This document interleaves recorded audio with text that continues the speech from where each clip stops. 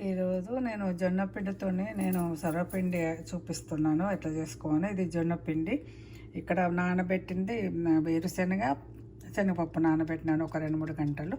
ఇది తర్వాత దీనికి కావాల్సింది ఏంటంటే ఉల్లిపాయలు, మిర్చి, ఎల్లిపాయ, కరివేపాకు, ఉప్పు రుచికి తగ్గట్టు, తగినంత కారము, నువ్వులు, ఇది ధనియాల పొడి, జీలకర్ర పొడి. ఇవి దీనికి కావాల్సినవి. సర్వపకి ఇవన్నీ వేసి మొత్తం అది చేసి అప్పుడు నేను అదే పెంకకు దానికి పెట్టి చూపిస్తాను మళ్ళీ తర్వాత. శనగపప్పు అది వేసాను. అదేవిధంగా ఇక్కడ ఇది పల్లి, అది ఉల్లిగడ్డ, ఆనియన్, ఎల్లిగడ్డ, కారం, ఉప్పు, ఇవన్నీ మొత్తం దీంట్లో వేసేస్తున్నాను.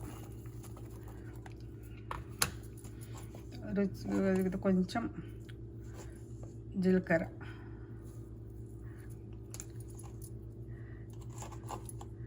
ధనియాల పొడి,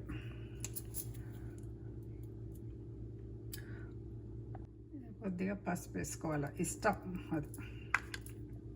జొన్న పిండి ఫస్ట్ దీంట్లో కొంచెం ఆయిల్ పోయాలి. ఆయిల్ పోసిన తర్వాత అప్పుడు దీన్ని ఇట్లా ఏ విధంగా చేయాలి అది మొత్తం సర్వ ఇట్లా తర్వాత జొన్న పిండితో చేసుకుంటున్నాయి ఈరోజు.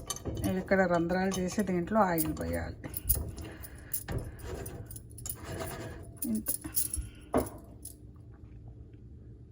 కొంచెం ఆయిల్ ఎక్కనే పడుతుందండి.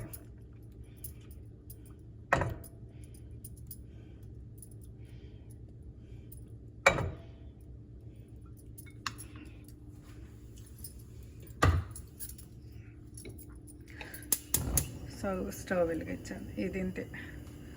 అయిన తర్వాత మళ్ళీ చూపిస్తాను. రెడీ అయిందండి జొన్నది సర్వపిండి. 2 సార్లు 2 దిక్కులు కాల్చి ఈ విధంగా అయిపోయిందండి. జొన్న పిండితో చేస్తాను నేను.